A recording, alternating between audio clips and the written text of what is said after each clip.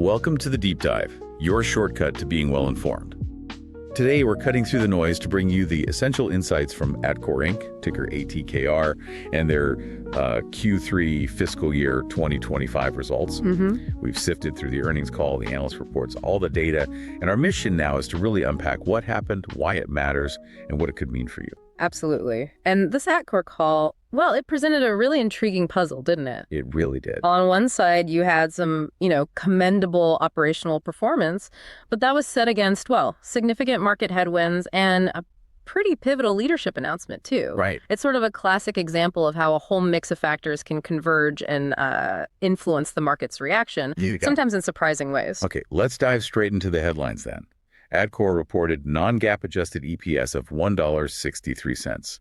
Now, that means, stripping out some one-off things for a clearer view of profitability. Right, the underlying operational profit. Exactly. And on that front, they actually beat analyst estimates by about 5 cents. Sounds like a win. Well, on the surface, yeah. But here's where it gets really interesting. Revenue came in slightly below expectations. $735 million, which is actually down 10.6% year over year. And what was truly striking, though, was the substantial gross margin compression and a really sharp decline in adjusted EBITDA. That's right. So while the EPS beat might initially look positive, the market's reaction on August 5th, well, it clearly signaled a deeper concern. Definitely. Investor apprehension was palpable, driven by those significant pricing pressures we mentioned, and crucially, that major announcement about leadership. Yeah, the CEO news. Which undoubtedly amplified what was already, an unsettled market reaction. It wasn't just about the numbers, it was about the whole story. Let's unpack this further because there's a lot to dig into here.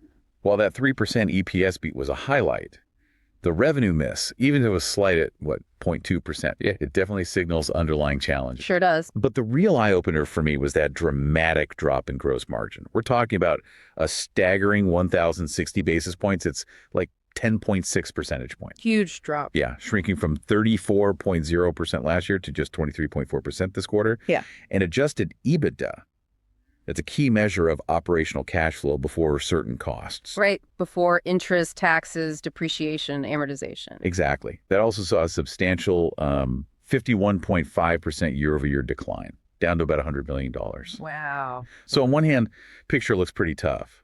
But, on the upside, they did achieve 2% organic volume growth. That's important. Yeah, maintain their quarterly dividend of 33 cents, and they boast a strong balance sheet. Net leverage ratio around 1.0x. It's actually quite healthy. It indicates good financial flexibility. Right, a lot of flexibility there. So how do we sort of reconcile these seemingly conflicting signals? Well, that's the core tension here, isn't it? What's fascinating is this resilience in organic volume growth and their, unwavering commitment to capital returns like that dividend, even amidst these severe margin pressures. Yeah, speaks to some discipline. It does. Speaks to operational discipline. However, you've hit on why the market focused so heavily on the pricing environment. Management did note some sequential improvement in steel conduit pricing. Well, the second quarter running, yeah. Right, which is a small positive. But PVC and overall average selling prices continue to be significant year-over-year headwinds, down by 12%? Yeah, a notable 12%. And copper saw considerable cost volatility. Crucially, the company is still struggling to fully recoup costs from those new aluminum tariffs, especially from Canada, where the rate jumped from 25% to 50%. So this raises a really important question. Can even strong operational execution truly overcome such intense macro-driven pricing compression? The market clearly had its doubts. And then beyond the numbers and the commodity crunch, there was that major non-financial announcement that really amplified investor caution, the CEO transition. Ah, yes, the elephant in the room. Right. Bill Waltz, a veteran, 12 years with Atkore, 7 as CEO, announced his retirement. He plans to stay until they find a successor, aiming for a seamless transition, but still. Yeah.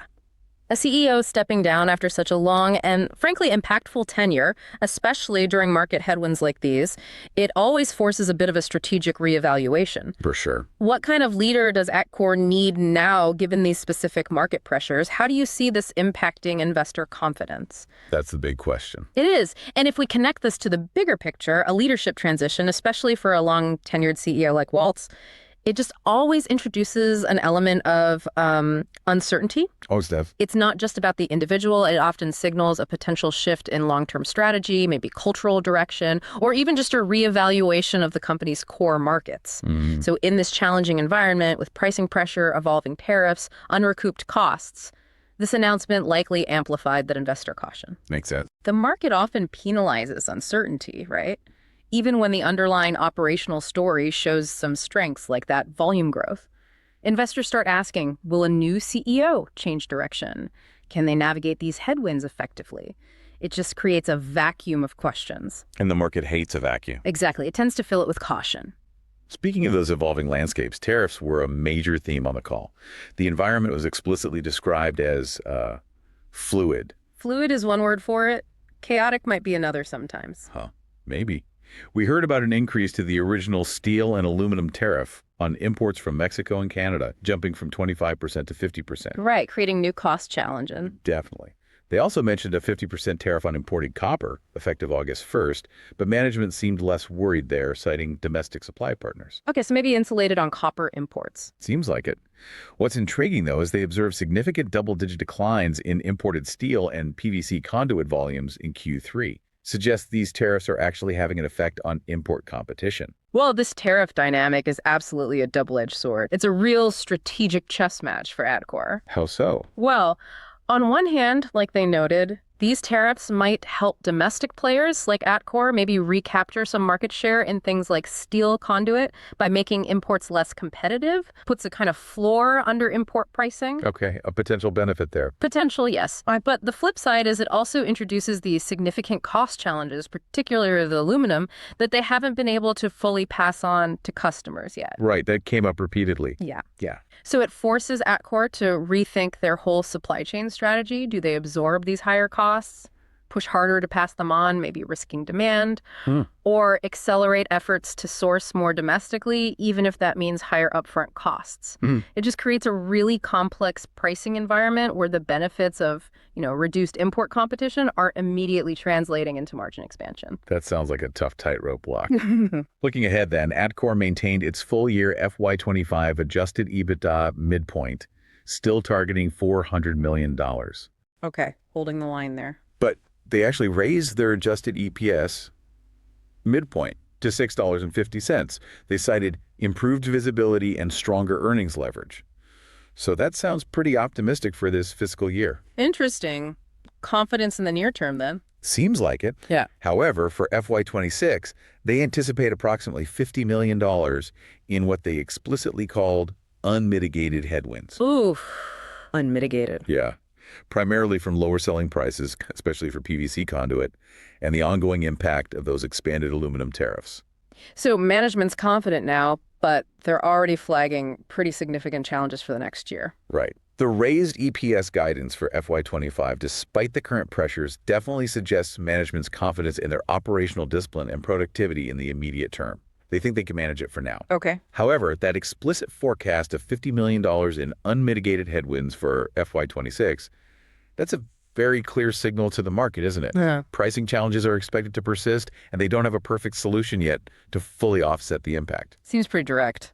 It creates this tension between, near-term operational management and that longer-term margin recovery. Management's actively evaluating levers, productivity, volume growth, cost controls to try and mitigate these impacts. But it really underscores the ongoing battle against this sort of macro-level pricing compression. Which is often harder to control than internal stuff. Much harder. So what does this all mean for you, the informed observer? The market's reaction, as we touched on, was swift and, frankly, decisive. It certainly was. Following that call on August 5th, shares saw a steep decline, over 26% by the end of the day. Trading at unusually heavy volumes to 2.72 million shares. That's almost 4.8 times their average. Yeah, huge volume. A strong signal of, well, maybe panic. Could be. Analyst actions the next day sort of solidified that cautious sentiment, right? RBC Capital Markets cut its price target to $60.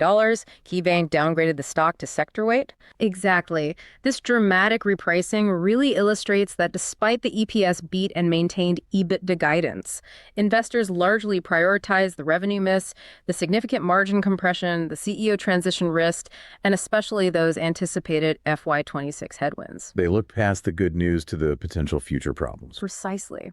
The company significantly underperformed the Industrial Select Sector SPDR fund, XLI, that key ETF tracking industrial companies, Right. which highlights that these issues are specific and impactful for Atkore, not just broad market trends dragging everything down. It suggests a strong focus on future uncertainty over the current operational positives. Understandable, maybe, given the CEO news on top of everything else. Yeah, when the market sees a long-tenured CEO leaving amidst pricing pressures and future headwinds, it often assumes the worst until proven otherwise. Okay, that's a lot to process. Yeah. What are the critical catalysts we should be watching for with Atkore in the coming months? What should people keep an eye on? Well, the immediate focus, number one, will definitely be on the CEO appointment, getting clarity around that transition timeline and understanding the new leadership's vision and strategic priorities. That's huge. Okay, CEO search first. Beyond that, the Q4 FY2025 results, expected around November 14th, will be crucial. We'll be looking for any evidence of pricing stabilization, particularly as we head into calendar year 2026. That's absolutely essential for any margin recovery. Pricing. Pretty much. Demand signals from their targeted growth markets, think data centers, solar, those will also play a key role. And of course, any further shifts in global tariff policies or copper price volatility. Always the macro factors, too. Always. And while capital returns, their dividend and buyback capacity can provide maybe a floor for this stock, re-accelerating that price mix dynamic, but basically getting better prices for their products, that is really the key to rebuilding the valuation multiple and regaining investor confidence. Got it. And now it's time for our This Is Not Financial Advice segment, where we pitch an outrageous but plausible trade idea based purely on the information we've just reviewed. Just for fun, just for discussion. Always do your own research, folks. Absolutely. Okay, so given the extreme, almost 26% sell-off in ATKR shares, that's a massive drop in one day. Huge. And the fact that EPS actually beat expectations, management maintained FY25 EBITDA guidance and raised EPS guidance, there's a strong argument, maybe, that the market simply overreacted. Overreaction to the CEO news and the known future headwinds. Potentially. The August 15th $70 puts, for example, went from like $1.45 to $13.20 in one day. That shows the sheer extent of the panic selling. Wow. Okay, so what's the pitch? My pitch. Consider a short-term, maybe contrarian options play. Look at buying some out-of-the-money call options on ATKR. Calls, betting on a price increase. Yep. Exactly. With an expiry maybe a few weeks out, perhaps into late September or early October. Out of the money means the strike price is currently above the stock's price, so they're cheaper but need a bigger move to pay off. Okay, so higher risk. Definitely. The outrageous part is betting on a bounce after such a steep decline, almost like catching a falling knife, right? Very risky. But the plausible part relies on the market maybe quickly digesting the CEO news, realizing the operational positives like that 2% organic volume growth, and the raised EPS guidance. And maybe seeing a technical rebound. Yeah, maybe short positions get covered, or maybe some institutional investors step in after what might have been an initial retail panic. You're essentially betting on the market correcting its own overreaction. Anticipating a quick, maybe small price recovery before the next earnings call. Exactly. It's a high-risk, high-reward bet purely on market psychology, overreacting to known news. Again, not advice. Definitely not advice, purely hypothetical. So to recap this deep dive then, Atkore's Q3 FY2025 was a complex picture, wasn't it? Very complex. Operational resilience, solid volume growth, healthy balance sheet, but unfortunately overshadowed by these significant pricing headwinds, margin compression, and of course the announcement of CEO Bill Waltz's retirement. Yep. And the market's sharp negative reaction really reflected those concerns, especially the outlook for FY26 with that projected $50 million in unmitigated headwinds. So the path forward seems pretty clear in terms of challenges. Absolutely. The company's ability to navigate this evolving tariff landscape, to stabilize pricing enough to recover those margins, and to successfully transition leadership, well, those will be paramount. Critical factors. Those are the critical factors that will shape Atkore's performance and, frankly, its perception in the coming quarters. And remember, everyone, this discussion is purely for informational purposes only. It is not financial advice. Please continue your own due diligence. For Atkore, maybe a key question for you to consider is, How quickly and effectively can a company really mitigate projected headwinds when those headwinds are largely driven by macro-level forces like tariffs and commodity pricing, rather than internal operational issues that are, usually easier to control? That's a great question. It really makes you wonder, doesn't it, about the limits of even strong management when faced with such powerful external pressures.